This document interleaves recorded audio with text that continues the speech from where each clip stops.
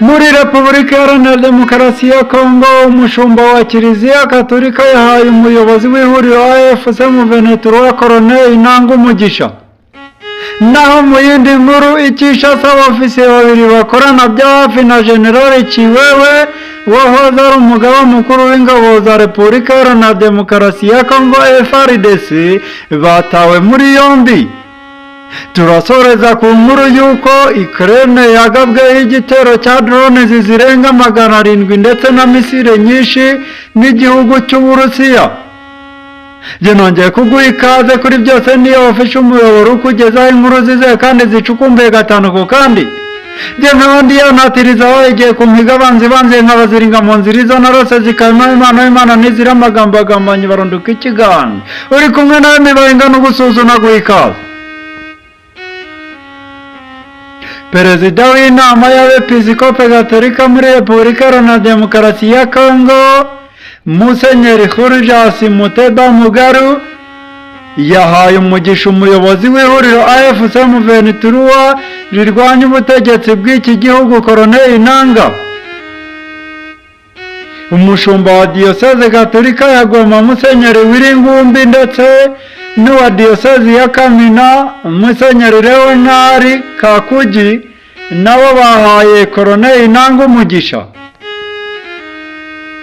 Musenyeri Muteba na bagenzi be bahuriye i Goma kuwa 8 Nyakanga 2025 muri misa yo gusabira Floribert Bwana Cuyi uherutse kugirwa umuhire na Kiliziya Gatolika no kwimura umurambo we mu irimbi rya paruwasi ya Saint Joseph ukuwe mu gace ka Kanyamuhanga. Bwana Cuyi wakoreraga kuri Gasutamo ku mupaka yiciwe i Goma tariki ya 8 Nyakanga 2007 nyuma yo gushimutwa n'abagizi ba nabi azira kwanga kwakira ruswa yari gutuma yemera ko ibicuruzwa byambutswa mu buryo bunyuranije n'amategeko. Icyo gihe yari afite imyaka 26 y'amavuko gusa. Kuri uyu wa 9 Nyakanga 2025 Musenyeri Muteba na bagenzi be ndetse n'abayobozi bo muri AFC M23 basuyeho hitiriwe Bwana Cuyi bumva ubuhamya bw'umukecuru w'imyaka 86 wabonye umurambo we ku munsi yiciweho. Ahantu niho Musenyeri Muteba na bagenzi be bahanye ibiganza na Colonel Nanga Yoberuwo bamuha umugisha, bigaragara ko impande zombi zari zishimye.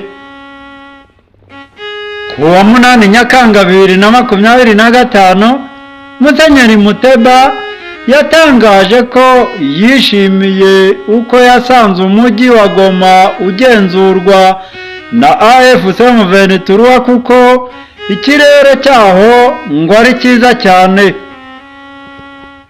Umuvugizi wa AFC M23 mu bya politike Bwana Lawrence Kanyuka yashimye ijambo rya Musenyeri Muteba, agaragaza ko ibyo yavuze leta ya Repubulika Iharanira Demokarasi ya Kongo n'inshuti zayo babihishe isi yose. Naho mu yindi nkuru, inzego z'umutekano zirimo urushinzwe iperereza mu ngabo za Repubulika Iharanira Demokarasi ya Kongo zataye muri yombi abofisiye bakuru babiri bakorana bya hafi n'umujyanama wa Perezida Felix Tshisekedi Tshilombo mu bikorwa by'igisirikare. Uyu ni General Christian Chiwewe Songesha. Abatawe muri yombi ni General Major Maurice Nyembo wahoze ari umuyobozi w'ibiro bya General Chiwewe mu gihe yari umugaba mukuru w'ingabo za Repubulika Iharanira Demokarasi ya Kongo FARDC, na Lieutenant Colonel Aderati Mwiza ushinzwe umutekano wa Chiwewe by'umwihariko. Generali Majoro Nyembo na Lieutenant Colonel Mwiza bafashwe mu gitondo cyo kuri uyu wa 9 Nyakanga 2025. Gusa ibyo bakurikiranyweho ntabwo biramenyekana. Amakuru yitabwa muri yombi ry'aba ofisiye bakuru yakurikiye avuga ko Generali Kiwewe yashwanye na Generali Jean Claude Yave Kabeya saa 8 z'urukerera ubwo bari ku biro by'inama y'igihugu y'umutekano. Byavugwaga ko nyuma yo gushwana na Generali Yave, Generali Kiwewe yagumye ku biro by'inama y'igihugu y'umutekano kugeza bukeye. Gusa icyo bapfuye ntacyo ntikiramenyekana.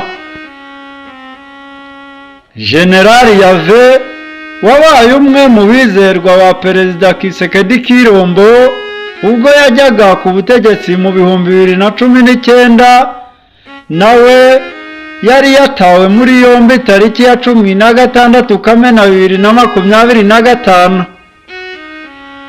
Generali Majoro Nyembo yabaye umuyobozi w'ibiro bya Generali Kiwewe ubwo yari umugaba mukuru w'ingabo za Repubulika Iharanira Demokarasi ya Kongo FARDC.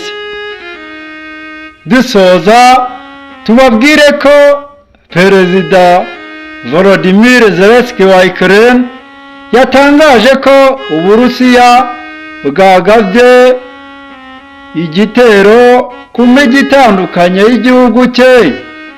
Iki gitero kikaba cyari kigizwe na drones 728 na misile 13 z'ubwoko butandukanye.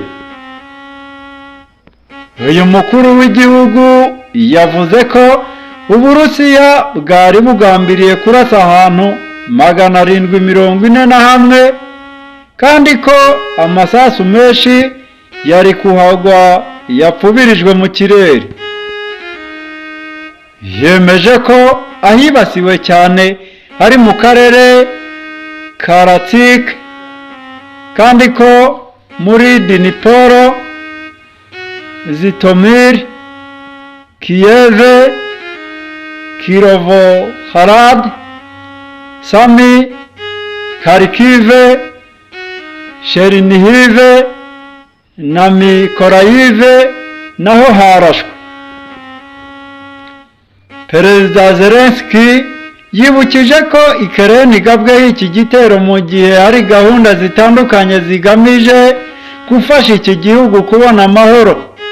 Ibi bigashimangira ko Uburusiya bwa Vladimir Putin bushaka intambara gusa. Ati iki ni igitero kivuga kije mu gihe imbaraga nyinshi zikoreshwa kugira ngo amahoro agerweho, habeho guhagarika imirwano, ariko Uburusiya bwonyine bukomeje kuzitesha agaciro zose. Uburusiya bugabye iki gitero nyuma y'umunsi umwe Perezida wa Leta Zunze Ubumwe za Amerika Donald Trump avuze ko igihugu cye kizakomeza guha Ukraine intwaro nubwo cyari giherutse guhagarika kuzohereza. Icyemezo cya Perezida Donald Trump cyagaragaje ko ashobora kuba atakizera Perezida Vladimir Vladimirovich w'Uburusiya nyuma y'amezi 5 agerageza kumusaba guhagarika ibitero ingabo ze zigaba kuri Ukraine kugira ngo ibiganiro bya politike bibe mu mwuka mwiza. Perezida wa Ukraine Volodymyr Zelensky ahamya ko gushyira igitutu kuri Putin hifashishijwe ingamba zirimo gufatira Uburusiya n'abafatanyabikorwa babwo ibihano ari byo bizamuhatira guhagarika intambara. Mwakoze gukurikirana byose niyo official. Imana y'amahoro n'imigisha ikomeze ibane namwe, ibahe guhaha no kuronka, kandi bahe kurambira kubona ibyiza impano iruta ibindi ni ubuzima.